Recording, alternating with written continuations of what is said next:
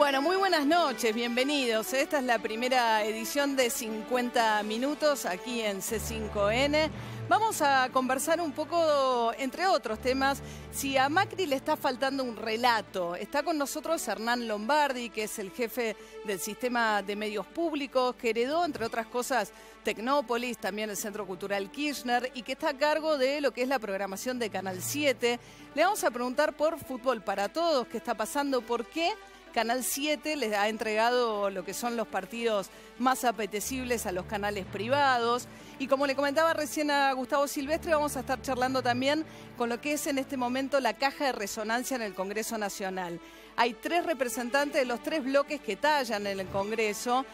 Con nosotros Eduardo Amadeo, que está liderando ahí la discusión, tratando de sacarle los votos al Frente Renovador. Está Grandinetti, que es el vicepresidente del bloque de Sergio Massa. También Edgardo de Petri, con el kirchnerismo resistiendo, planteando que no tienen siquiera que bajar al recinto para dar quórum en esa discusión. Y para el final, que es un momento más reflexivo de nuestro programa, ya lo van a ir conociendo, está con nosotros el filósofo Tomás Abraham. Así que los invito a quedarse esta noche con nosotros. Ya arrancamos en la conversación con Hernán Lombardi, ¿Qué tal, Hernán? Buenas noches. Gracias. ¿Qué tal? ¿Cómo estás?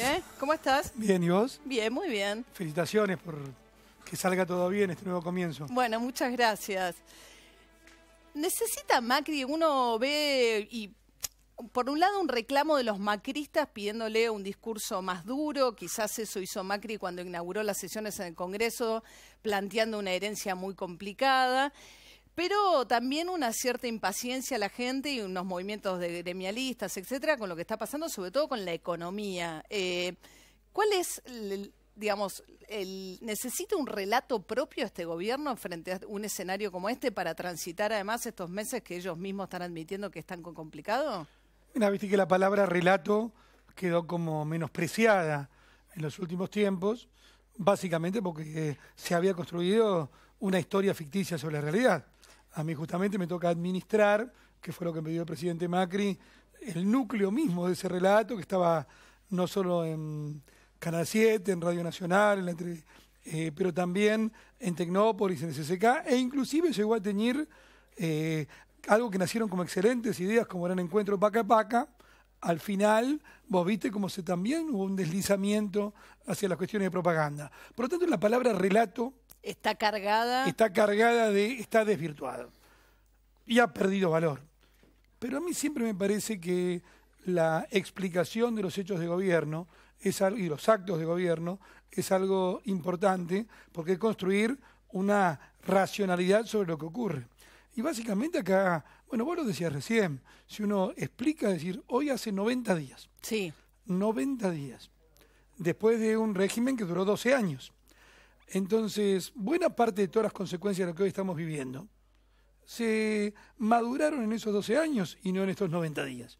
Y esto no quiere decir desligarse de responsabilidades, pero quiere decir poner sentido común y tener una cierta noción pedagógica sobre cuáles son los problemas que estamos viviendo. Ahora, si uno escucha por decir un ejemplo, el kirchnerismo dice, en realidad están haciendo este planteo de una situación mucho más desastrosa que en la que en realidad heredaron para justificar el ajuste. Es la forma de crear una situación que le justifique o que le permita decir, bueno, tengo una necesidad imperiosa de volver a endeudarme y de ajustar. Bueno, yo diría, vamos a algunos números grandes, sí, pero para no aburrir, la inflación.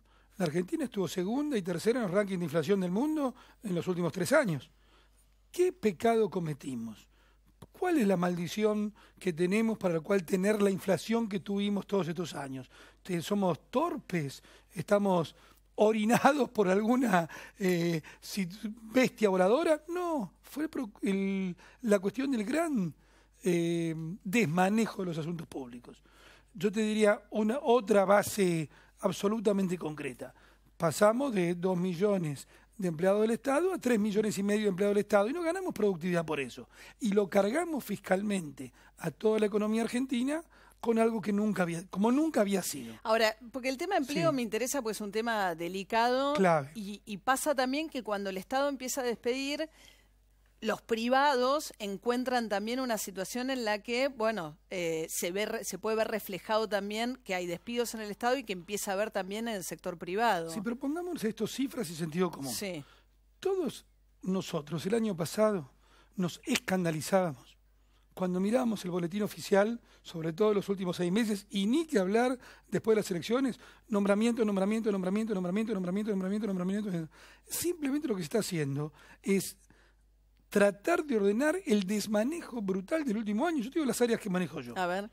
Bueno, hay un punto ahí interesante, porque también para despedir, sobre todo argumentando que los que estaban no trabajaban o que eran familiares, hay un caso bastante emblemático entre las designaciones de familiares propios, que es el del ministro de Modernización, nada menos, que es justo el encargado de los despidos y los nombramientos.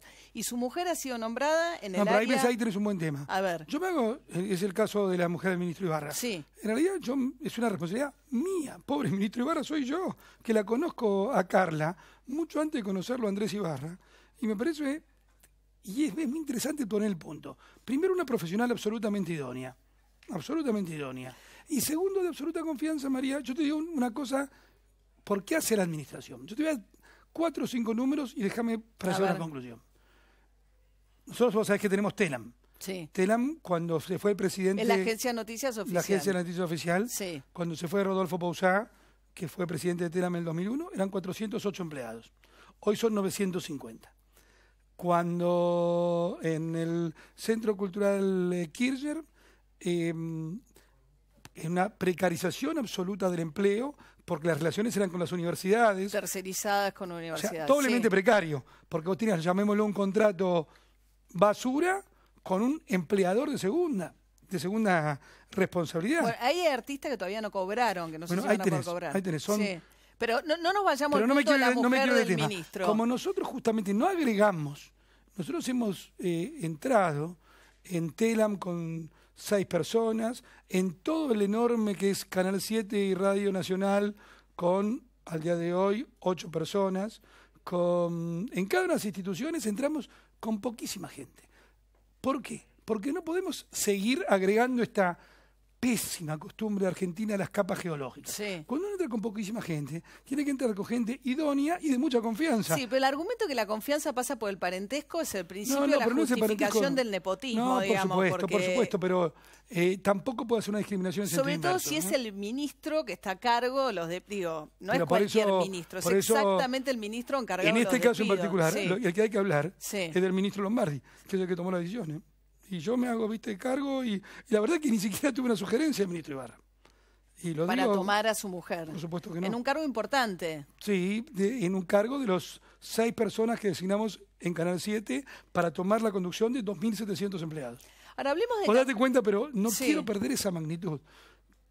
Para no seguir agregando las capas geológicas que habitualmente ha tenido el Estado, tenemos que trabajar con mucha seriedad y mucha responsabilidad y con gente idónea y de confianza. Ahora, con Canal 7, a mí me cuesta entender que siendo que el Estado financia el fútbol a través del contrato con la AFA y que percibe ahora con la entrega, la transmisión en canales privados, solo un porcentaje de lo que cuesta ese contrato, Canal 7, que podría tener desde su pantalla no solo una cobertura mayor en todo el país, sino además la posibilidad del rating también para promocionar otros programas, lo ceda y le ceda los mejores partidos a los privados. Bueno, ahí va el punto. Pero vos fíjate lo importante que es esto. A ver. Hasta ahora, ¿cómo funcionaba? Funcionaba donde todo lo producía Canal 7 y como no llegaba con su propia pantalla, lo cedía a otras señales. Lo cedía, vos habrás visto que los partidos eran por Canal 7, Crónica, Canal 26, sí. América, etcétera. ¿Cómo se entregaban esos partidos? Se entregaban el partido a lata cerrada, como se dice en televisión. Es decir, con la publicidad gubernamental metida dentro. Sí. Lo que era un gigantesco aparato de propaganda del gobierno kirchnerista. Un gigantesco aparato que excedía a Canal 7, porque no era solamente Canal 7, sino era toda la pantalla. ¿Qué hicimos nosotros? Permitimos que en un concurso de precios otros canales tomaran la señal y las pagaran, concretamente. Hoy la televisión, todos los ciudadanos... Sí. gastamos menos en Fútbol para Todos, son exactamente 170 millones de pesos menos. Que es el 10% de lo que cuesta el contrato con la AFA. O sea, no, bueno, porque no, eso está mal hecho el número porque es por el primer bueno, y es un 20%. semestre corto. Sí, es el 35%. Sí, no cubre los costos ni de cerca. Pero ¿de dónde venimos? Venimos de cero. Está bien, se ponía todo. Pero, María, está bien, pero el que no tiene cable y que no puede ver los canales privados, igual como ciudadano está pagando. Sale igual que antes. No sale igual que antes. No, la transmisión me refiero. No le llega en Canal 7. Bajo mi responsabilidad está también la televisión digital argentina, que es todo el sistema de televisión digital con las antenas. Antes era igual. No nos equivoquemos. Antes, ¿cómo era cuando salías, vamos a decir, aunque sea competencia del canal, lo tenemos que decir, cuando salía por Crónica? Sí. Salía por Crónica, por cable en el interior por Crónica, y donde no había cable para que fuera el principio de gratuito, salía por la televisión digital argentina. Es exactamente igual, María. Sale por la televisión digital argentina. Sale para cumplir los tres principios. Pero Canal 7 abandona una herramienta importante de rating, ¿no? Sí. Porque finalmente entrega los programas de mayor rating a la televisión privada. Sí. No solo eso. No solo entrega eso. Yo entiendo que... Perdóname, no solo entrega eso. Entrega algo que estamos orgullosos de entregar. La posibilidad del gobierno de hablar bien de nosotros mismos. Del escándalo. No, bueno, está bien, pero... ¿Lo entregamos a cambio de qué? De recuperar en este momento, en este poquísimo tiempo, de recuperar 180 millones para las infraestructuras del país que tan maltratadas están. No solo uno está contento, sino parece que es el camino a seguir. Insisto, se cumplen los tres principios básicos que tenías. ¿Cuál era? Todos los partidos. Y ahora son 15 partidos porque hay 30 equipos en la primera. También a mí me parece una cuestión de demagogia de cuánto equipo hay en primera, pero bueno... Corramos, los hinchas de Vélez siempre estuvimos en primera, así que... bueno. No corremos ningún riesgo en ese sentido. 30 equipos. Sí. Todos los partidos. A todo el país y en forma gratuita. Eso se sigue cumpliendo. Y estamos... Ahora, ¿qué pasó? Sí, no usamos los segundos para hablar bien de nosotros mismos, sino que recuperamos plata. Pero eso no hago lo que le criticaba al otro que hacía mal, entonces no tiene mucho sentido. Esa no es la pregunta en este caso. También digamos, en la enorme complejidad de esto... Y hoy hace 90 días, y el campeonato empezó hace 40. Sí. La verdad que con la velocidad que se trabajó, es para estar contento. Por supuesto que para la segunda licitación, para el segundo campeonato, esperemos que esté todo mejor. Y como dice Mauricio en eso, cada día está un poco mejor, pero se inició un camino. No era escandaloso lo que pasaba. No, bueno, yo fui muy crítica del uso de Fútbol para Todos como herramienta de propaganda oficial. Sin embargo, me parece también que darle a los privados, financiarle a los canales de mayor rating de la Argentina la transmisión de partidos que tienen un enorme rating garantizado a cambio de algo que no alcanza a cubrir los costos y resignarlo para la pantalla Canal 7, no sé. Ahora se recuperaron 170 millones. Se recuperaron 170 millones, que es lo que entró por esto. Vamos a ver cuánto entra mejor. Yo la verdad que va a haber que ver bien cómo está. Aparte, el mercado publicitario no pasa por su mejor momento. Habrá que ver todas las variables para darle total claridad a la operación. Pero que estamos en el sentido adecuado, no tengo la menor duda. ¿Y qué van a hacer con el Centro Cultural Kirchner? Cuando vino Hollande veía la transmisión de Canal 7 y ya lo llamaban Centro del Bicentenario. No sé si había una idea de cambiarle el nombre, pero... No, es Centro Cultural Kirchner. Porque el bien, y lo dijo muy bien Mauricio el otro día en el discurso de apertura de sesiones, nosotros hablamos siempre de pobreza cero, de guerra al narcotráfico y de la unidad de los argentinos. Pero él agregó el otro día, y habría que escucharlo bien, pero el pilar de estos tres pilares, el más importante, es la unión de los argentinos. Nosotros no podemos agregar, pese a todas estas cosas que tenemos que decir, porque si no, no estaríamos honrando la voluntad popular de mostrar toda la herencia recibida y si hay cuestiones penales, mostrarlas también. Pero no tenemos que dejar de considerar como bien supremo la unión de los argentinos. Yo no sé si yo le hubiera puesto Centro Cultural Néstor Kirchner. Es más, diría que no. No, pero es una decisión del Parlamento. Pero antes había dicho que había que cambiarlo. Nació como Centro Cultural del Bicentenario. Nació como Centro Cultural del Bicentenario. Después, por ley nacional, se cambió Centro Cultural del Bicentenario Néstor Kirchner. Es una decisión del Parlamento. Pero me quiero detener ahí. Vos fíjate hasta dónde llegamos. Te voy a contar una anécdota que la verdad que no la conté, pero la voy a contar en función de mostrar cómo funcionan las cosas. Vino una periodista cuando fuimos de Canal 7. No sé si lo viste por Canal 7, que ahora está muy bien, saco pecho. ¿Sabes lo que me preguntó? Después de la reunión con el presidente Hollande, que fue una reunión magnífica porque estuvo acuerdos muy importantes y Sí. la Argentina vuelve al mundo y todos los personajes de la cultura, la periodista de Canal 7 me pregunta, bueno, las preguntas obvias, de qué hablaron, el acuerdo, Tecnópolis y la Villette. Y la última pregunta fue, y yo la verdad que no me enojé. Reflexioné, te cuento la última pregunta. No me enojé. No, te cuento la última pregunta, depende de mí. A ver. Considerando que hoy hubiera sido el cumpleaños de Néstor Kirchner, ¿estuvo esto en la agenda del presidente Hollande y el ministro Lombardi? Y a mí, te digo, obviamente la pregunta no me parecía, pero ni siquiera me pareció chicana. Podría ser Era una periodista de Canal 7 al ministro. Sí. Y vos fíjate la reacción absolutamente, la primera vez que lo cuento, y esto pasó hace 15 días, la reacción absolutamente distinta cuando tomaron el tema de Juan Micheli con la Cámpora y La Plata. No, yo creo obviamente que hay un gran cambio cultural que tenemos que darnos, pero básicamente, María, ¿sabes qué? Tenemos que volvernos a escuchar. El primer acuerdo es volvernos a escuchar lo diferente. Bueno, pero también dicen, aprender yo no sé qué de lo vínculo diferente. tiene. Admitamos que la pregunta es una pregunta rara. Sí, es una pregunta. Considerando que hubiera sido el cumpleaños, en la agenda con el presidente de Francia era rara.